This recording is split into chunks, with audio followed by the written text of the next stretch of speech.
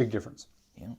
Hey, so I'm sitting here with Brian Thomsen. We're just sitting here talking about the State of the Union last night. Hey, if you're just joining us, my name is Jameson Sharp, and I'm sitting with the man right here. He's running for Congress in Pennsylvania's 17th District, and his name is Brian Thomsen.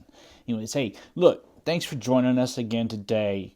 You know, we haven't been able to fire off a podcast just simply because we've been separated by space. And we've both been kind of really busy on this campaign trail. But anyways, we appreciate you, joining us. And we got a hell of a show for you today. Anyways, thanks a lot. And Brian, hey, why don't you kick this thing off and tell us what we're talking about for the State of the Union? Thanks, guys. I appreciate you listening. I appreciate you joining us this morning. And Jameson, I think this is a great way to communicate with people and go over the topics that really are making a difference in people's lives. Yeah. Yeah, last night, the State of the Union address, I was floored. Oh, man. Not really being heavily engaged in politics before really getting into this campaign, not having a political life before getting into it other than just paying attention to how it affects my family, Right. or how it affects my career or the client's business I've been in. Sure. In doing that, paying attention to our previous State of the Union addresses, even to previous administrations, President Trump knocked it out of the park last night. Yeah. And let me tell you what the difference was, at least that I recognize, because I see this in how I have learned what true leadership is. Last night, I think he really could have come out and started blasting people, firing at people very aggressively. He has the ammunition. He has the right to. Sure. He's been attacked and he was exonerated. But he came out and he was encouraging. He was supportive. He spoke extremely highly of everybody. I mean, somebody might say that he didn't speak highly of Nancy Pelosi, but he didn't speak to her at all. Yeah. There is that undertone there at the State of the Union of the Democrats openly protesting and having their tantrums. Right. But you know what? There wasn't a counter movement or a counterattack last night during the State of the Union. The president was very, very encouraging, very supportive. And you know what? I think that's what the country really needs, is a consolidated, unified voice of hope, voice of encouragement. It's amazing that people do amazing and wonderful things when they have a sense of purpose, a sense of hope, a sense of reason, and somebody supporting them. He came out and showed true leadership, even with the undertones of negativity from the Democrats. And so that is a huge boost to politics in general. Oh, absolutely. I mean, the support of men and women and families of uniformed service members was phenomenal. It's fantastic. From a former Tuskegee Airman becoming a general. A brigadier general, yes, sir. McGee. To a family reunion, which that was heart-wrenching. I mean, maybe he was playing it up a bit. I know it was laid out there, but being in those situations, coming back from deployments. Oh, sure. That's a wonderful, wonderful time, and to see a surprise like that. And I've gotten to see that a few times in my career. Yeah, me too. And to actually facilitate, people getting back, being deployed, and things going on back at home, where you move heaven and earth to make sure that the family is taken care of. Yeah. That the soldiers taken care of. Absolutely. Because that's one of the most important things out there, is taking care of people. Yeah, because soldiers have families. Absolutely, they do. Like and I know that once you're on deployment, you can't operate, you can't perform if you're worried about back home, right? Correct. It impedes doing things downrange to where you can't be at your best if your family's not taken care of. And honestly, I think that's a mentality, a cultural shift that I've seen in areas, but I think we need to undergo as a whole. I think recognizing the humanity of our soldiers, Sure. not just from the public, but inside the DoD. Yeah. It's always a numbers game because you're dealing with large strategic ideas and what you're trying to accomplish, and you see numbers of soldiers or airmen or seamen, and you're trying to calculate. It's all numbers. The bad thing is, from that perspective, you can start seeing people as numbers. Yeah. And we don't need to lose that humanity. We need to hold on to it. It's very, very important. It's vital to our strategic, applications in defense. Sure, I get it. It is. And to go further on where the president was talking about being supportive, when he discussed our support of the elected president for Venezuela and Right. not the dictator Right. president in name only, Maduro, Right. in Venezuela. Look, coming from Special Forces, our motto is De Oppresso Libera, to free Right. the oppressed. Correct. And I've gotten to do that. I've gotten to see that in many places all over the world. And people just want to have some freedom, some hope in their lives. I mean, Sure they do. it's around the world. People want to be free from being told what they have to do and being oppressed where their lives don't belong to themselves. And right now, Venezuela is in a bad place right now. It's not in the news. We don't get to see it near as often because we're getting inundated from impeachment stuff and everything else going on. I think there's a media blackout down there as well, where they're actually preventing media from going in there and shining the light on the failures of that regime and dictatorship. And I've been following this for a long time. And Juan Guaido, I mean, God bless him, he stepped up to the plate in the time of need. And I'm really proud that President Trump and our government has recognized him as the rightful president, even though it is an interim, for Venezuela. I mean, yeah. Look, there are arguments on the other side about nation building and being an American imperial, country. Sure. That's not about this. And at the heart of the American people, that's not what people are about. It's about seeing the freedoms and liberties we have and also dealing with people around the world as the world is getting smaller and smaller. Mm-hmm. They want those same freedoms. The reason that the American culture is revered and sought after around the world is because of the freedom and liberty. Right. That's why people want to come to America and become Americans. The best thing we can do is to help export that into other countries and help people, whether it's Iran, whether it's Hong Kong, Venezuela. It's not about nation building. It's about freeing people. It's about liberty. That's what this is about, not about trying to be imperialistic. Sure, I could understand that and appreciate that totally. Absolutely.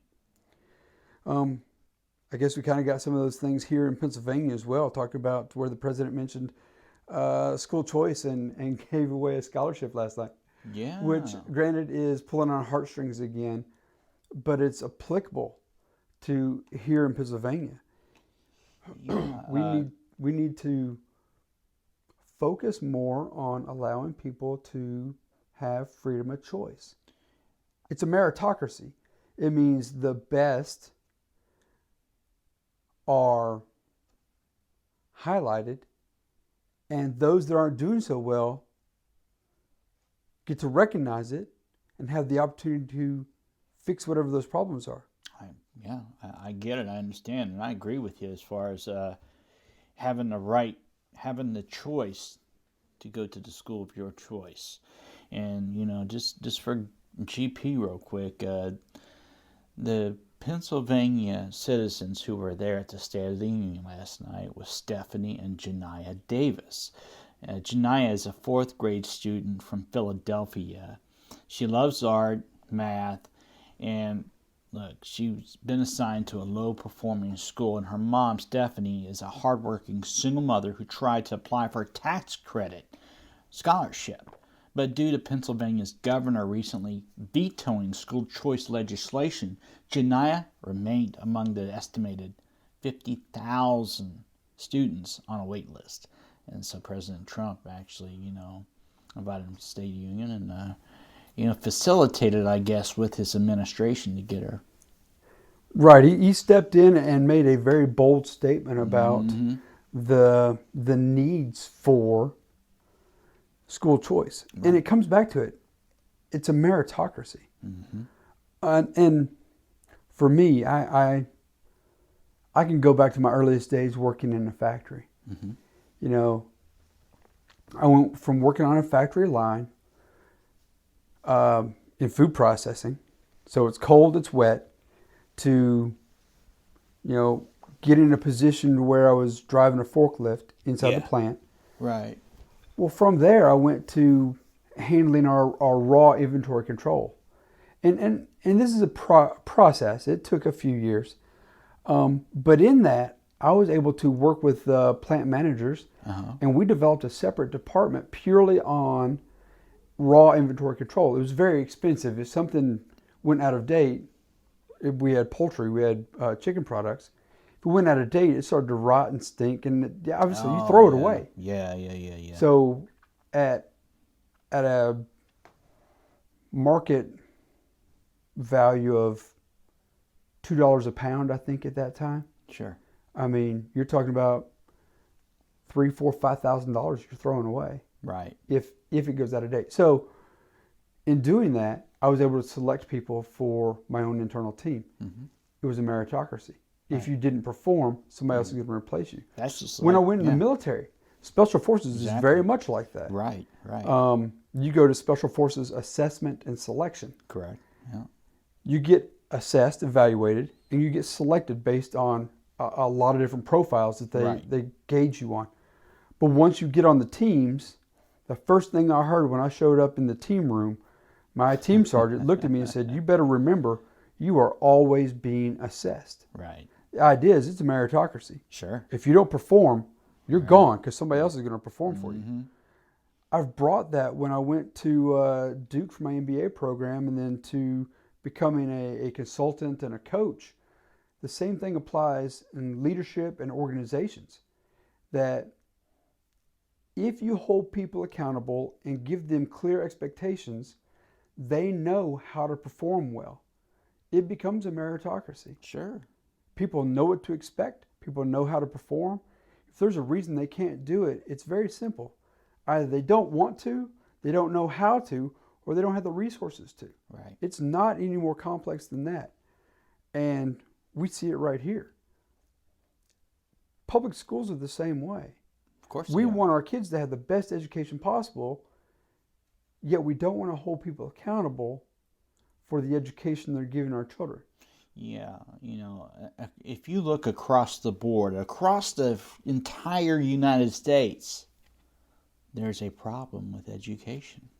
There's a problem with the inner city schools.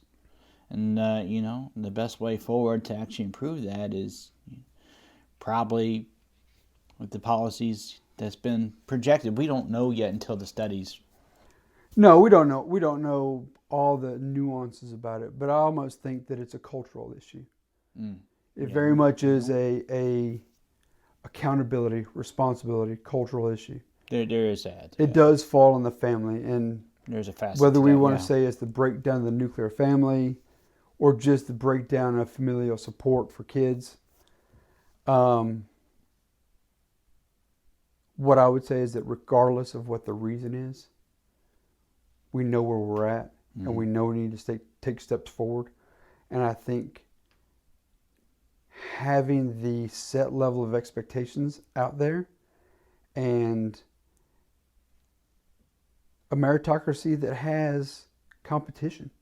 Sure. If you're performing well, you're going to have more people wanting to come to your school. That means your school is going to have more funding. That means you're going to have better resources. If your school is underperforming, do a self-evaluation. We have to do that as people. If we are... You have to take a good hard look at ourselves. Yeah, if we're out there and we've got a job and we get fired, then we get another job, we get fired, we've got another job, we get fired. Yeah. It's not the employer. You look in the mirror. Yeah. It's you. It's the employee. Sometimes people need to take responsibility for their own lives. I preach this all the time, as a, respectable, accomplished entrepreneur in my own right. Yeah. I mean, I get people to ask me, Doc, how did you do it? How did you we don't understand this. I'm like, well, it comes down to responsibility. It's your responsibility to take responsibility for anything and everyone around you. Absolutely. And keep marching forward. I taught this to my kids as they were growing up. Two of my children are very extroverted. Two are very introverted. Sure. Which, I get it. But I told them, I said, every time you've got a contact with anybody else, you're in school, you're out in public, you're at a party, whatever. Every time you have a touch with somebody else, an interaction with someone else, you have the opportunity to influence that person. Positively or negatively. We are made up of the people that are around us. So every time you get to touch somebody, you influence them. The same thing you're talking about. The taking responsibility, the self-evaluation. If you know yourself, you can better interact with those around you, because now you don't have to worry and contemplate, well, is it me? Mm-hmm. Am I wrong? Sure. You know yourself, you know your strengths, you know your weaknesses, and you can speak to that. You can help people. Right. Because you've got a stance of knowledge and understanding of yourself. Now, there is a facet that some people just don't understand or don't know. Lack of education or lack of experience, and you get that. Oh, absolutely. You can be ignorant, but if you're ignorant, you can learn. Oh, absolutely, you can. There's not a stop, and this is barring the argument that people have learning disabilities. I get it. Yeah. Open your eyes, be observant, learn. Mm-hmm. And if you have a hard time learning, ask for help. Ask for help, and don't be so obstinate. Sure. I get it. I guess this could lead to the State of the Union. How about being obstinate and not working with others? Yeah. We can walk straight into Nancy Pelosi at the very end of it, ripping up the copy of the speech. That was just a show on its own. Agreed. Look, I understand there is a great rift between Speaker Pelosi and President Trump. Mm-hmm. I get it. But she knew the cameras were right there on the president. Of course. And she picks up her copy of the speech and just, dramatically rips a few pages at a time, not like all at once. Let me pull up 3 or 4 pages, rip those and put them down, then pick up some more and rip those and put them down. There was no need for any of that. And I know her statement said, well, that was the most courteous thing I could do.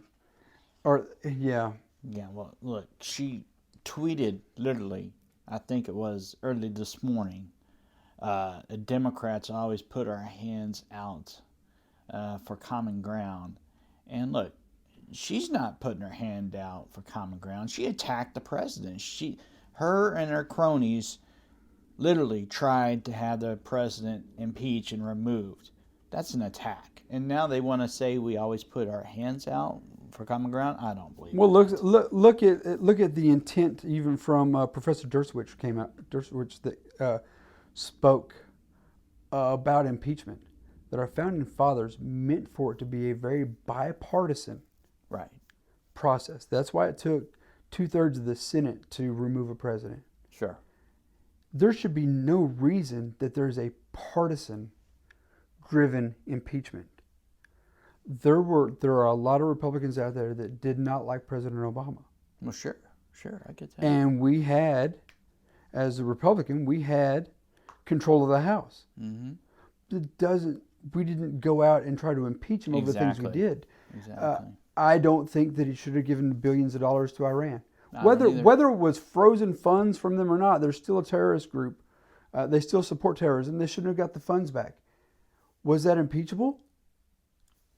Under what we're looking at right now, from what the Democrats have done to President Trump, maybe so.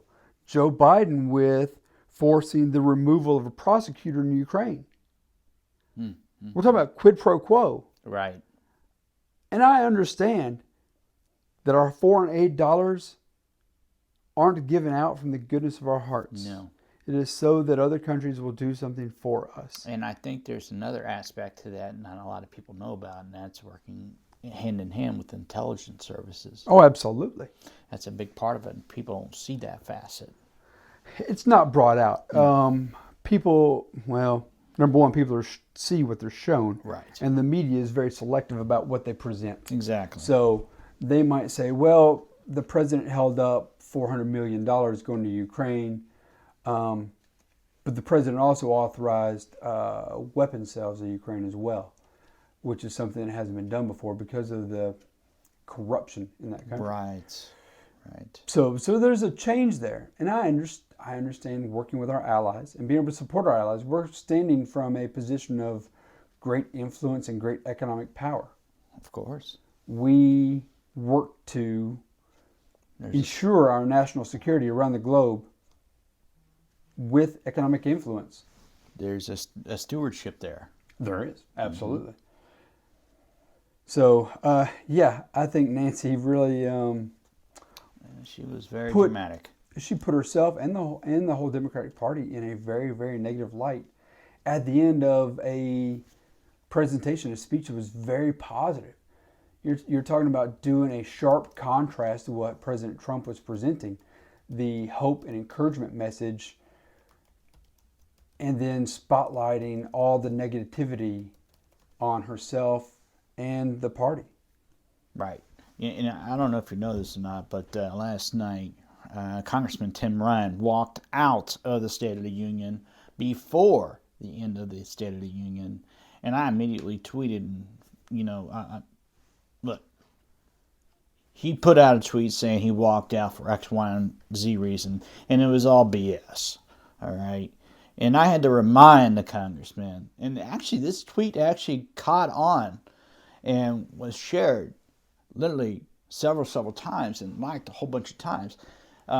Look, I had to remind him that he worked for the people, that he disgraced his office. So he disgraced, his position, his people, to the people, working for the people. And that he cannot just get up and throw a tantrum every time he doesn't agree with something or he's fed up with something. His job is to be there for the people and represent the people, not for his own personal gain. Yeah, it doesn't need to be a show. Right. Correct. And if you go read the tweet, it's more clear than what I just said it. But look, it's becoming the norm. We're seeing more and more tantrums. Well, we're also seeing more extremism in messaging. That we are. Absolutely. It'd be nice to be able to come back to a position of debate over understanding of facts. Right. And trying to find a common ground so that we can further, our American experiment that the founders set up, 200 plus years ago. Right.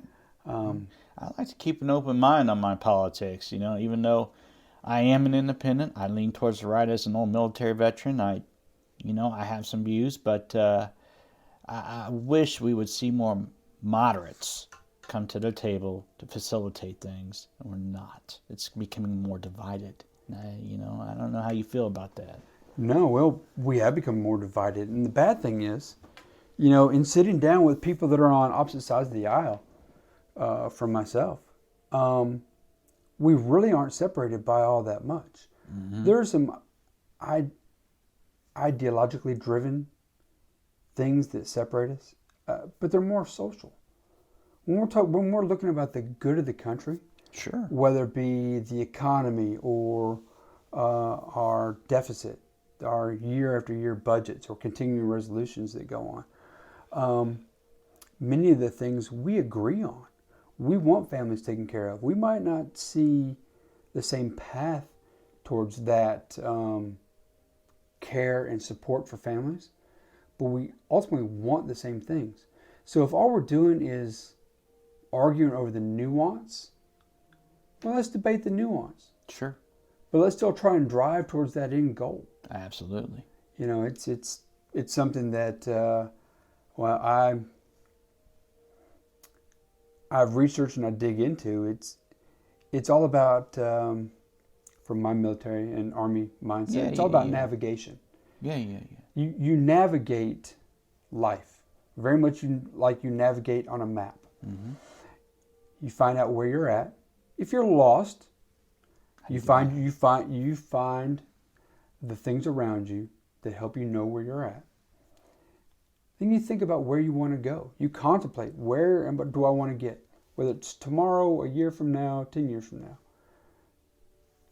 On a map, you plot where you want to go. You look on the map and say, oh, I need to be over here because that's where I parked my car. Sure. Or I need to get over here because that's where our camp is. Or I need to get out of the woods. It's over here.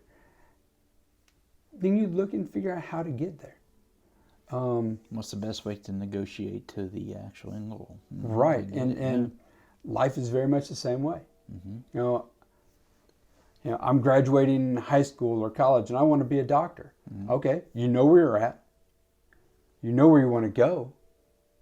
Especially if you have a specific goal or specific spot. I want to go to a certain university, or I want to go to a certain hospital to work, or I want to work in a certain field as a doctor. Okay, now you plot out your course to get there. Sure. And there are multiple choices. You have so many schools, you have so many avenues, ways to get there. That's how we move and transition and achieve those American dreams that we all have of bettering ourselves, bettering our families, and creating a better future for those we love. Yeah, I get it. Hey, so during the State of the Union, the President did touch on something here locally in Pennsylvania about absolutely. We're talking about medical opioid crisis. You should tell us more about that. That's I mean, I've seen it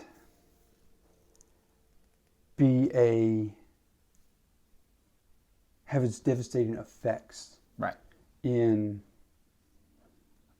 more rural, more economically depressed communities. Mm-hmm. Mm-hmm. Throughout the cities, I say rural, it's urban as well, but throughout the cities, throughout the countryside, I've seen very hard hit areas in all of Appalachia. Mm-hmm. You know, from here in Pennsylvania, through the mountains in West Virginia, Kentucky, down into Tennessee.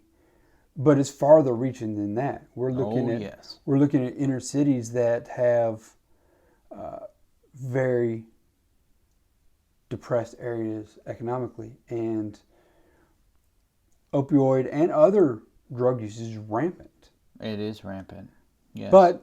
But on the good side, you know, we see where just in Pennsylvania, the opioid overdoses have dropped. The overdose deaths have dropped by 18%. Yes, by 18%. So you're talking about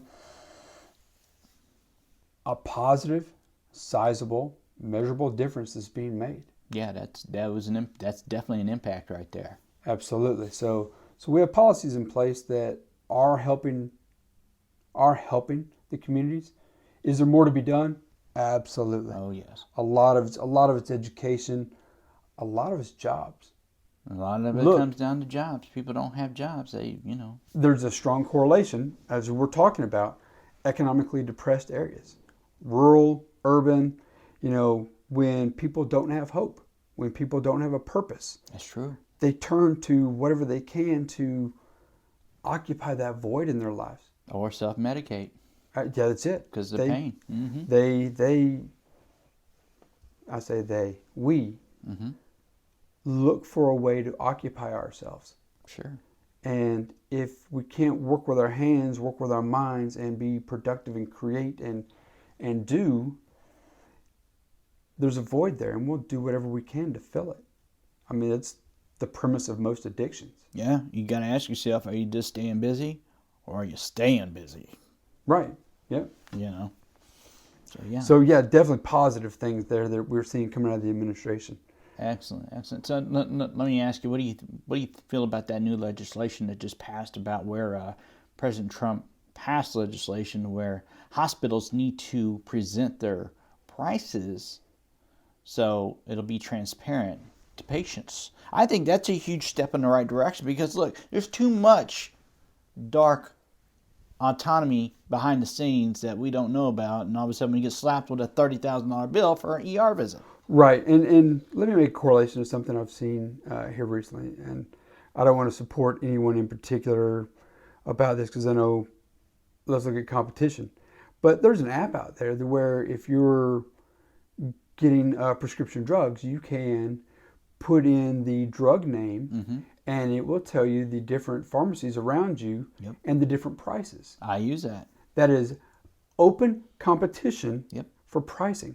So, hey, look, I can go get my prescription at this one pharmacy and it's $200, or I can go get this prescription at another pharmacy and it's $100, or even cheaper.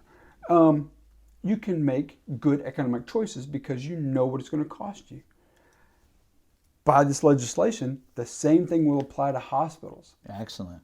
I think that is wonderful. Yeah, that's real good. Number one, it will force the hospitals to be transparent. Right. I think we all remember the outrage when the pricing for the EpiPen went from, let's just say affordable, to $600+. Yeah, that was outrageous. Outrageous. But we knew about it. And you saw the outrage. Yep. Let's look at the hospital pricing and what you get charged, what you get billed for things that you never, ever, ever see. Right, like them, $50 aspirins? It could be drugs that you receive in the ER. It could be the cost of an IV kit. It could be just medication. It could be just bandaging. Right. You know, maybe that 4x4 gauze square could have been picked up at, a local store for a box of 20 for a few dollars. Right. And for that one gauze square, you're paying $20 in the hospital. Yeah. I mean, you had to have it. Yes, I get it, especially if it's an emergency procedure or you're in the hospital for something. Now, let's not forget about the people who cannot afford. No. But the hospital is going to be held accountable because they have to publicly tell you what those prices are. Sure. So now people have a voice now. Yeah. Rather than just being stuck out in the cold. Right. But now, yes, where you're going with people without health insurance. Yeah, the less fortunate, the ones who do not have the privilege of, being able to have options. I mean, we have to consider those people as well because we all know someone in those positions. Hell, we've probably been there ourselves. Absolutely. Absolutely. As a young father with a young family, did I take my children to the health department to get their vaccines? Sure. I did. At the time, I had insurance, but the cost of going to the pediatrician to get those vaccines versus the cost of going to the health department to get those vaccinations, it made good economic sense for me. Sure. Absolutely. I have better health care coverage now, but thanks to the military. But we need to be cognizant that not everybody has the insurance or the economic wherewithal to be able to just up and go to the doctor. Right. This will force the hospitals to be more transparent, and I think that will help people in making their choices and whether or not they do or do not go to the hospital. Yeah, I agree. I think there's definitely improvement there because, I mean, if you really think about it, nobody wants to just get a bill out of the blue saying you went to the hospital for some small ailment that's really not an emergency and get billed for $10,000. It financially ruins so many people, and this gives them a little bit more incentive and better options. It does. It absolutely does. Yeah. So, I think how we're doing on topics here. Are we running out? Are we?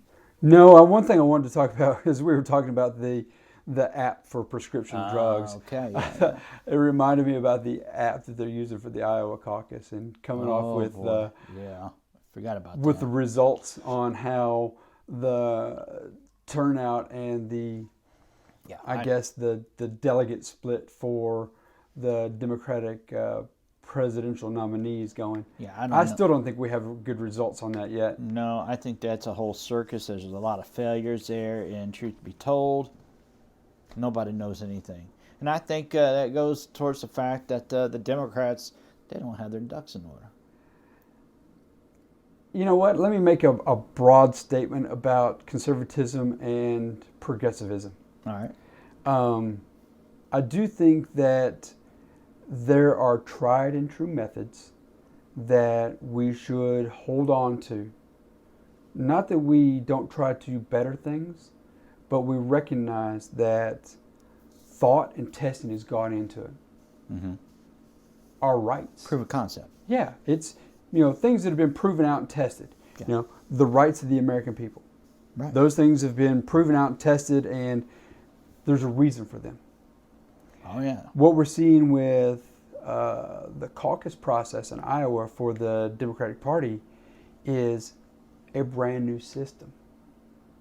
It scrapped the whole way of doing it, and we're going to do it another way, as opposed to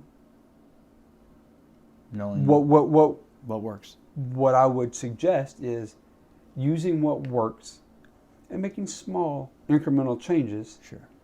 To see if it makes things better. Look, I think our founders made this country, designed this country, laid out the governance of this country in such a way that it is extremely difficult to make broad sweeping changes. Mm-hmm. I can appreciate that, yeah. I see that as a good thing. Changes need to be made. Oh, absolutely. I'm sure. There needs to be an evolution of how we govern. Life changes. Technology changes. All the above. But it forces us as a people who are quick and emotional and make knee-jerk reactions and knee-jerk decisions. It forces us to slow down and evaluate. And ultimately, it forces us to being Democrat, Republican, conservative, progressive, liberal. It forces us to work with others who don't see things the same way that we do and to find common ground. That's important. It's extremely important. That's why change is slow. Yeah. It forces us to not be emotional. It forces us to make good, conscientious decisions, conservatively speaking. Sure, conservatively speaking. That's the name of the podcast. Yeah, so hey, I appreciate that. I appreciate what you're saying there and those thoughts. Yeah, so hey, we've been going here for almost 40 minutes. That's incredible. It's a good time. It's a good conversation. Hey, it needs to happen. It needs to be talked about. The issues of the day, State of the Union, good stuff. So hey, guys, I want to think, as we're finding ourselves moving forward, especially in the podcast and in my campaign, but just in what we're doing as a conservative movement, I do want to humbly ask you guys for your thoughts, your comments, wherever you see or hear this podcast, in any way that you can reach out to us. Look for us on Facebook, on Twitter. Reach out to us, comment on what you hear, what you think, what you feel. Join in the conversation, because this is a conversation. Yeah. What I believe, what Jameson believes, even the premise of our conservative thoughts and ideals doesn't mean we're wholly right. Let's engage in conversation. We're all Americans. This is our country. Right. We need to collectively, together, find and guide our way forward. Thank you for listening to us, and I ask you just to reach out, follow us, and become part of the conversation. Excellent. Hey, I appreciate you guys joining us.